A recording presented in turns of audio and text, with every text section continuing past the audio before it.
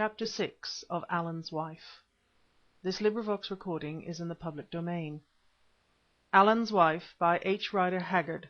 Chapter 6. Stella. I was not slow to take Indaba-zimbi's hint. About 150 yards to the left of the laager was a little dell where I had hidden my horse, together with one belonging to the Boers, and my saddle and bridle. Thither we went, I carrying the swooning Tota in my arms. To our joy we found the horses safe, for the Zulus had not seen them. Now, of course, they were our only means of locomotion, for the oxen had been sent away, and even had they been there we could not have found time to inspan them. I laid Tota down, caught my horse, undid his knee halter and saddled up. As I was doing so a thought struck me, and I told Indaba-zimbi to run to the laager and see if he could find my double-barrelled gun and some powder and shot, for I had only my elephant roer and a few charges of powder and ball with me. He went, and while he was away poor little Tota came to herself and began to cry till she saw my face. "Ah, I have had such a bad dream," she said in Dutch. "I dreamt that the black Kaffirs were going to kill me. Where is my papa?" I winced at the question. "Your papa has gone on a journey, dear," I said, "and left me to look after you. We shall find him one day. You don't mind going with Heer Allan, do you?" "No," she said a little doubtfully, and began to cry again. Presently she remembered that she was thirsty, and asked for water. I led her to the river, and she drank. "Why is my hand red, Heer Allan?" she asked, pointing to the smear of Bombyani's blood-stained fingers. At this moment I felt very glad that I had killed Bombyani. "It is only paint, dear," I said. "See, we will wash it and your face." As I was doing this, Indaba-zimbi returned. The guns were all gone, he said. The Zulus had taken them and the powder, but he had found some things and brought them in a sack. There was a thick blanket, about 20 pounds weight of biltong or sun-dried meat, a few double handfuls of biscuit, 2 water bottles, a tin pannikin, some matches and sundries. "And now, Macumazahn," he said, "we had best be going, for those Umtetwas are coming back. I saw one of them on the brow of the rise." That was enough for me. I lifted little Tota on to the bow of my saddle, climbed into it, and rode off, holding her in front of me. Indaba-zimbi slipped a reim into the mouth of the best of the Boer horses, threw on the sack of sundries on to its back, and mounted also, holding the elephant gun in his hand. We went 800 or 900 yards in silence, till we were quite out of range of sight from the waggons, which were in a hollow. Then I pulled up, with such a feeling of thankfulness in my heart as cannot be told in words, for now I knew that, mounted as we were, those black demons could never catch us. But where were we to steer for? I put the question to Indaba-zimbi, asking him if he thought that we had better try and follow the oxen, which we had sent away with the Kaffirs and women on the preceding night. He shook his head. "The Umtetwas will go after the oxen presently," he answered, "and we have seen enough of them." "Quite enough," I answered with enthusiasm. "I never want to see another. But where are we to go? Here we are alone, with one gun and a little girl in a vast and lonely veldt. Which way shall we turn?" "Our faces were towards the north before we met the Zulus," answered Indaba-zimbi. "Let us still keep them to the north. Ride on, Macumazahn. To-night when we off-saddle I will look into the matter." So all that long afternoon we rode on, following the course of the river. From the nature of the ground we could only go slowly, but before sunset I had the satisfaction of knowing that there must be at least 25 miles between us and those accursed Zulus. Little Tota slept most of the way. The motion of the horse was easy, and she was worn out. At last the sunset came, and we off-saddled in a dell by the river. There was not much to eat, but I soaked some biscuit in water for Tota, and Indaba-zimbi and I made a scanty meal of biltong. When we had done I took off Tota's frock, wrapped her up in a blanket near the fire we had made, and lit a pipe. I sat there by the side of the sleeping orphaned child, and from my heart thanked Providence for saving her life and mine from the slaughter of that day.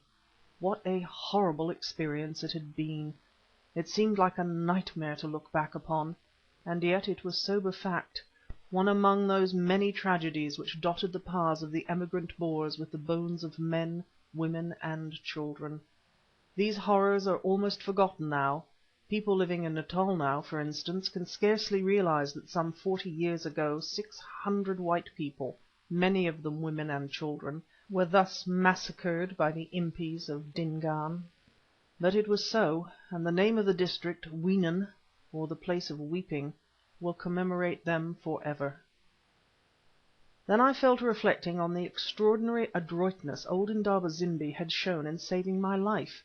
It appeared that he himself had lived among the Umtetwa Zulus in his early manhood, and was a noted rain doctor and witch finder.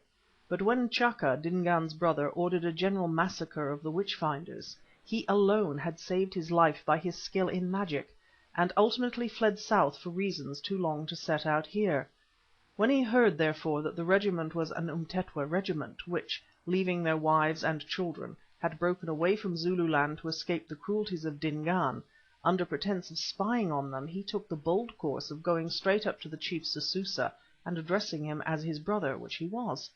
The chief knew him at once, and so did the soldiers, for his fame was still great among them. Then he told them his cock and bull story about my being a white spirit, whose presence in the laager would render it invincible, and with the object of saving my life in the slaughter which he knew must ensue, agreed to charm me out of the laager and deliver me into their keeping. How the plan worked has already been told. It was a risky one, still, but for it my troubles would have been done with these many days. So I lay and thought with a heart full of gratitude, and as I did so, saw old Indaba-zimbi sitting by the fire and going through some mysterious performances with bones which he produced from his bag, and ashes mixed with water. I spoke to him and asked what he was about. He replied that he was tracing out the route that we should follow. I felt inclined to answer bosh, but remembering the very remarkable instances which he had given of his prowess in occult matters, I held my tongue, and taking little Tota into my arms, worn out with toil and danger and emotion, I went to sleep. I awoke just as the dawn was beginning to flame across the sky in sheets of primrose and of gold, or rather it was little Tota who woke me by kissing me as she lay between sleep and waking, and calling me Papa. It wrung my heart to hear her, poor orphaned child. I got up, washed and dressed her as best I could, and we breakfasted as we had supped on biltong and biscuit. Tota asked for milk, but I had none to give her. Then we caught the horses, and I saddled mine. "Well, Indaba-zimbi," I said, "now what path do your bones point to?" "Straight north," he said. "The journey will be hard, but in about 4 days we shall come to the kraal of a white man, an Englishman, not a Boer. His kraal is in a beautiful place, and there is a great peak behind it where there are many baboons." I looked at him. "This is all nonsense, Indaba-zimbi," I said. "Who ever heard of an Englishman building a house in these wilds, and how do you know anything about it? I think that we had better strike east towards Port Natal."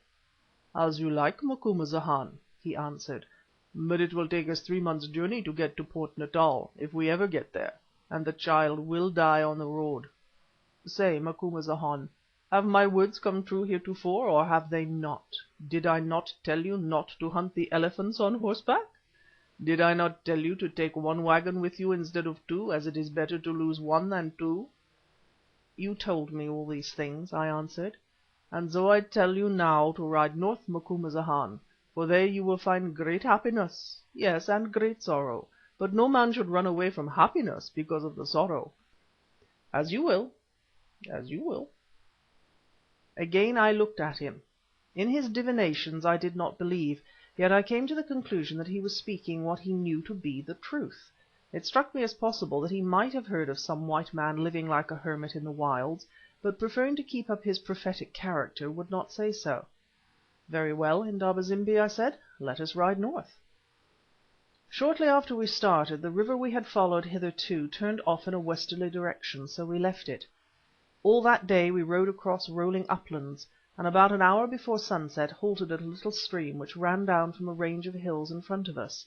By this time I was heartily tired of the biltong, so taking my elephant rifle, for I had nothing else, I left Tota and Indaba-zimbi and started to try if I could shoot something.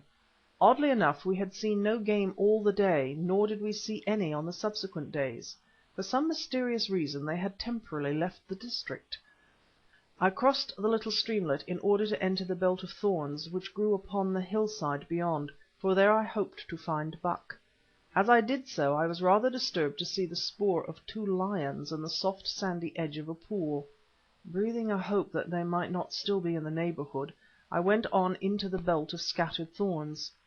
For a long while I hunted about without seeing anything except one duiker buck, which bounded off with a crash from the other side of a stone without giving me a chance. At length, just as it grew dusk, I spied a petie buck, a graceful little creature, scarcely bigger than a large hare, standing on a stone about 40 yards from me. Under ordinary circumstances I should never have dreamed of firing at such a thing, especially with an elephant gun, but we were hungry.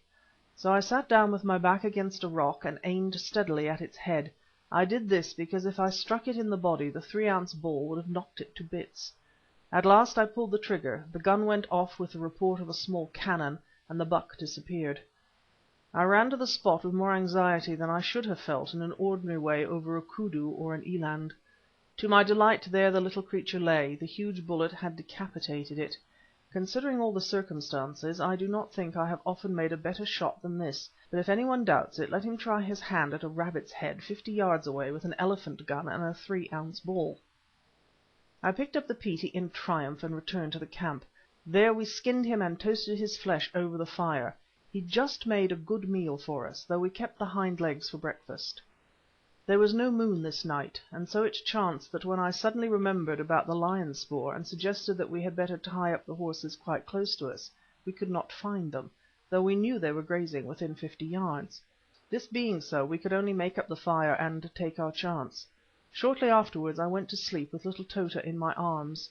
Suddenly I was awakened by hearing that peculiarly painful sound, the scream of a horse quite close to the fire, which was still burning brightly.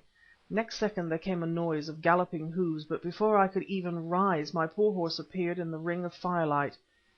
As in a flash of lightning I saw his staring eyes and wide-stretched nostrils, and the broken reim with which he had been knee-haltered, flying in the air. Also I saw something else, for on his back was a great dark form with glowing eyes, and from the form came a growling sound. It was a lion. The horse dashed on. He galloped right through the fire for which he had run in his terror, fortunately, however, without treading on us, and vanished into the night.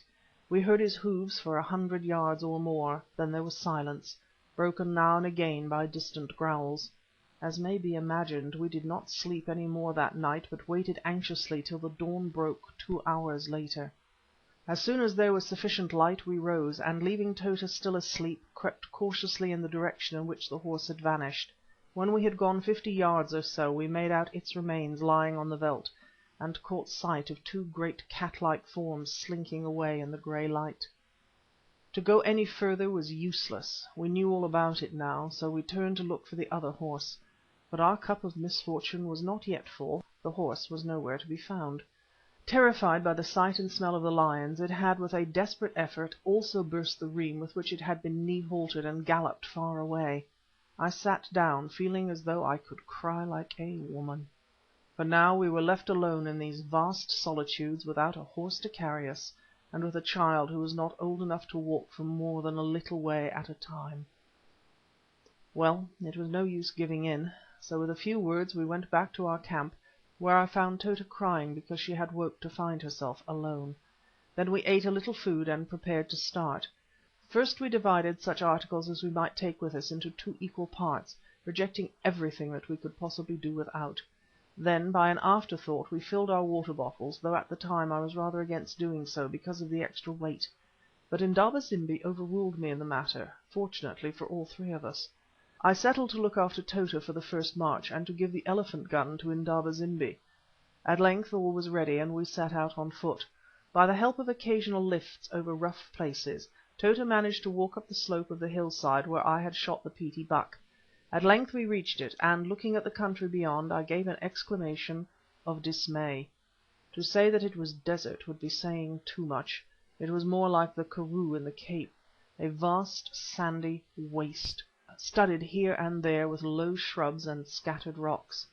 But it was a great expanse of desolate land, stretching further than the eye could reach, and bordered far away by a line of purple hills, in the centre of which a great solitary peak soared high into the air.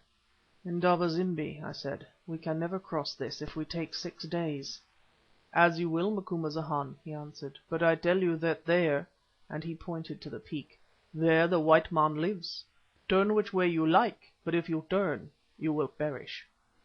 I reflected for a moment. Our case was, humanly speaking, almost hopeless. It mattered little which way we went. We were alone, almost without food, with no means of transport, and a child to carry. As well perish in the sandy waste as on the rolling veldt or among the trees of the hillside. Providence alone could save us, and we must trust to Providence. "Come on," I said, lifting Tota on to my back, for she was already tired. "All roads lead to rest." How am I to describe the misery of the next 4 days? How am I to tell how we stumbled on through that awful desert, almost without food and quite without water, for there were no streams, and we saw no springs? We soon found how the case was, and saved almost all the water in our bottles for the child. To look back on it is like a nightmare. I can scarcely bear to dwell on it. Day after day, by turns carrying the child through the heavy sand, night after night lying down in the scrub, chewing the leaves and licking such dew as there was from the scanty grass. Not a spring, not a pool, not a head of game. It was the 3rd night. We were nearly mad with thirst. Tota was in a comatose condition. Indaba zimbi still had a little water in his bottle, perhaps a wine-glassful. With it we moistened our lips and blackened tongues. Then we gave the rest to the child. It revived her. She awoke from her swoon to sink into sleep. See, the dawn was breaking. The hills were not more than 8 miles or so away now, and they were green. There must be water there. "Come," I said. Indaba zimbi lifted Tota into a kind of sling that we had made out of the blanket in which to carry her on our backs, and we staggered on for an hour through the sand. She awoke crying for water, and alas, we had none to give her. Our tongues were hanging from our lips, we could scarcely speak. We rested a while, and Tota mercifully swooned away again. Then Indaba zimbi took her. Though he was so thin, the old man's strength was wonderful. Another hour. The slope of the great peak could not be more than 2 miles away now. A couple of 100 yards off grew a large baobab tree. Could we reach its shade? We had done half the distance when Indaba zimbi fell from exhaustion. We were now so weak that neither of us could lift the child on to our backs. He rose again, and we each took one of her hands and dragged her along the road. 50 yards. They seemed to be 50 miles. Ah, the tree was reached at last. Compared with the heat outside, the shade of its dense foliage seemed like the dusk and cool of a vault. I remember thinking that it was a good place to die in. Then I remember no more. I woke with a feeling as though the blessed rain were falling on my face and head. Slowly and with great difficulty I opened my eyes, then shut them again, having seen a vision. For a space I lay thus, while the rain continued to fall. I saw now that I must be asleep, or off my head with thirst and fever. If I were not off my head, how came I to imagine that a lovely dark-eyed girl was bending over me sprinkling water on my face? A white girl too, not a Kaffir woman. However, the dream went on. "Hendrika," said a voice in English, the sweetest voice that I had ever heard. Somehow it reminded me of a wind whispering in the trees at night. "Hendrika, I fear he dies. There is a flask of brandy in my saddle-bag. Get it." "Ha, ha!" grunted a harsh voice in answer. "Let him die, Miss Stella. He will bring you bad luck. Let him die, I say." I felt a movement of air above me, as though the woman of my vision turned swiftly, and once again I opened my eyes. She had risen, this dream woman. Now I saw that she was tall and graceful as a reed. She was angry too. Her dark eyes flashed, and she pointed with her hand at a female who stood before her, dressed in nondescript kind of clothes such as might be worn by either a man or woman. The woman was young, of white blood, very short, with bowed legs and enormous shoulders. In face she was not bad looking, but the brow receded, the chin and ears were prominent. In short, she reminded me of nothing so much as a very handsome monkey. She might have been the missing link. The lady was pointing at her with her hand. "How dare you?" she said. "Are you going to disobey me again? Have you forgotten what I told you, Babyan?" Baboon. "Ah, ah," grunted the woman, who seemed literally to curl and shrivel up beneath her anger. "Don't be angry with me, Miss Stella, because I can't bear it. I only said it because it was true. I will fetch the brandy." Then, dream or no dream, I determined to speak. "Not brandy," I gasped in English, as well as my swollen tongue would allow. "Give me water." "Ah, he lives!" cried the beautiful girl, "and he talks English. See, sir, here is water in your own bottle. You were quite close to a spring. It is on the other side of the tree." I struggled to a sitting position, lifted the bottle to my lips and drank from it. Oh, that drink of cool, pure water! Never had I tasted anything so delicious. With the first gulp I felt life flow back into me, but wisely enough she would not let me have much. "No more, no more," she said, and dragged the bottle from me, almost by force. "The child," I said, "is the child dead?" "I do not know yet," she answered. "We've only just found you, and I tried to revive you first." I turned and crept to where Tota lay beside the side of Indaba zimbi. It was impossible to say if they were dead or swooning. The lady sprinkled Tota's face with water, which I watched greedily, for my thirst was still awful, while the woman Hendrika did the same office for Indaba zimbi. Presently, to my vast delight, Tota opened her eyes and tried to cry, but could not, poor little thing, because her tongue and lips were so swollen. But the lady got some water into her mouth, and, as in my case, the effect was magical. We allowed her to drink about a quarter of a pint, and no more, though she cried bitterly for it. Just then old Indaba zimbi came to with a groan. He opened his eyes, glanced round, and took in the situation. "What did I tell you, Macumazahn?" he gasped, and seizing the bottle, he took a long pull at it. Meanwhile I sat with my back against the trunk of the great tree and tried to realize the situation. Looking to my left I saw two good horses, one bare-backed and one with a rudely made lady's saddle on it. By the side of the horses were two dogs, of a stout greyhound breed, that sat watching us, and near the dogs lay a dead Oribé buck, which they had evidently been coursing. "Hendrika," said the lady presently, "they must not eat meat just yet. Go up the tree and see if there is any ripe fruit on it." The woman ran swiftly into the plain and obeyed. Presently she returned.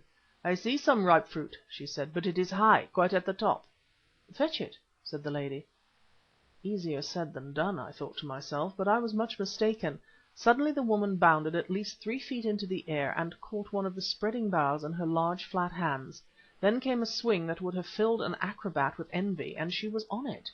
Now there is an end, I thought again, for the next bough was beyond her reach, but again I was mistaken. She stood up on the bough, gripping it with her bare feet, and once more sprang at the one above, caught it and swung herself on to it. I suppose that the lady saw my expression of astonishment.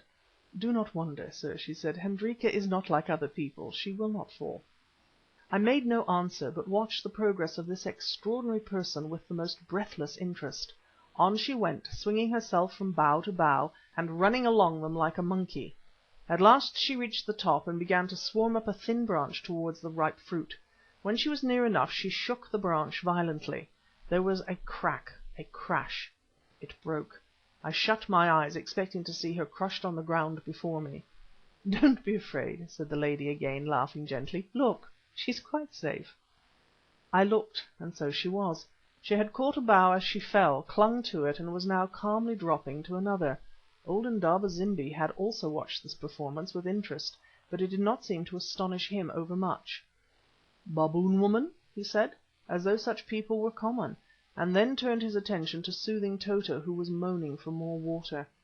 Meanwhile Hendrika came down the tree with extraordinary rapidity, and, swinging by one hand from a bough, dropped about 8 feet to the ground. In another 2 minutes we were all three sucking the pulpy fruit. In an ordinary way we should have found it tasteless enough. As it was, I thought it the most delicious thing I had ever tasted. After 3 days spent without food or water in the desert one is not particular. While we were still eating the fruit, the lady of my vision set her companion to work to partially flay the Oribé which her dogs had killed, and busied herself in making a fire of fallen boughs. As soon as it burned brightly she took strips of the Oribé flesh, toasted them, and gave them to us on leaves. We ate, and now were allowed a little more water. After that she took Tota to the spring and washed her, which she sadly needed, poor child. Next came our turn to wash, and oh, the joy of it! I came back to the tree, walking painfully indeed, but a changed man. There sat the beautiful girl with Tota on her knees. She was lulling her to sleep, and held up her finger to me enjoining silence. At last the child went off into a sound, natural slumber, an example that I should have been glad to follow had it not been for my burning curiosity. Then I spoke. "May I ask what your name is?" I said. "Stella," she answered. "Stella what?" I said. "Stella nothing," she answered in some pique. "Stella is my name. It is short and easy to remember at any rate. My father's name is Thomas, and we live up there," and she pointed round the base of the great peak. I looked at her astonished. "Have you lived there long?" I asked. "Ever since I was 7 years old. We came there in a waggon. Before that we came from England, from Oxfordshire. I can show you the place on a big map. It's called Garsingham." Again I thought I must be dreaming. "Do you know, Miss Stella," I said, "it is very strange, so strange that it almost seems as though it could not be true, but I also came from Garsingham in Oxfordshire many years ago." She started up. "Are you an English gentleman?" she said. "Ah, I have always longed to see an English gentleman. I have never seen but one Englishman since we lived here, and he certainly was not a gentleman. No white people at all indeed, except a few wandering Boers. We live among black people and baboons. Only I have read about English people, lots of books, poetry and novels. But tell me, what is your name? Macumazahn, the black man, called you, but you must have a white name too." "My name is Allan Quatermain," I said. Her face turned quite white, her rosy lips parted, and she looked at me wildly with her beautiful dark eyes. "It is wonderful," she said, "but I have often heard that name. My father has told me how a little boy called Allan Quatermain once saved my life by putting out my dress when it was on fire. See," and she pointed to a faint red mark upon her neck. "Here is the scar of the burn." "I remember it," I said. "You were dressed up as Father Christmas. It was I who put out the fire. My wrists were burnt in doing so." Then for a space we sat silent, looking at each other, while Stella slowly fanned herself with her wide felt hat, in which some white ostrich plumes were fixed. "This is God's doing," she said at last. "You saved my life when I was a child. Now I have saved yours and the little girl's. Is she your own daughter?" she added quickly. "No," I answered. "I will tell you the tale presently." "Yes," she said, "you shall tell me as we go home. It is time to be starting home. It will take us 3 hours to get there. Hendrika, Hendrika, bring the horses here." End of Chapter 6